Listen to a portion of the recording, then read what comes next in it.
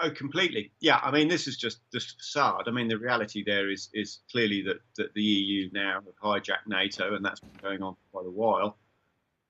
As my understanding is, from an admiral telling me that quite some time ago that the EU were subcontracting work to NATO, but were not declaring that openly in the media, so that they were effectively the orders were coming from the EU for then NATO to carry out work. So obviously anybody that was within the NATO operation thought it was NATO, and of course it's not. It's being driven by the EU. So let's make make no bones about this. That NATO is being hijacked by the EU. It's pretty straightforward.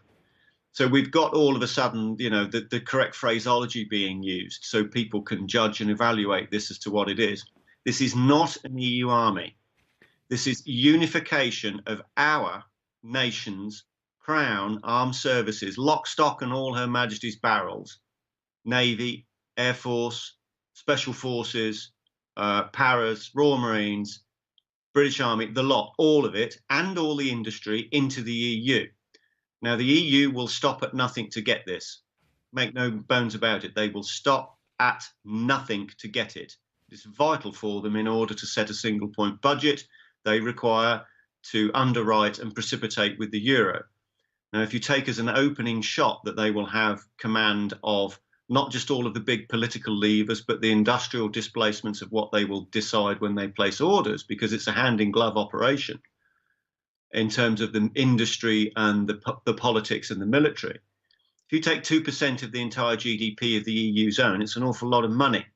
So there's a lot of economists out there who want to wake up and just see just how important this is, and why the politicians don't want to talk about it, because for fear of the public understanding that our military is about to be lost, and all of the industry. So it's very interesting that we've got the phraseology of unification starting to come out. We're seeing veterans of Britain start to use it.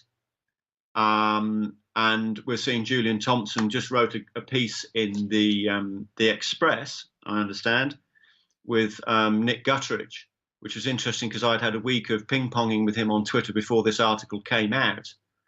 But the only thing I'm objecting to here is saying Britain's sleepwalking into this. And we're not sleepwalking it, because what's happening is the Tories are doing it.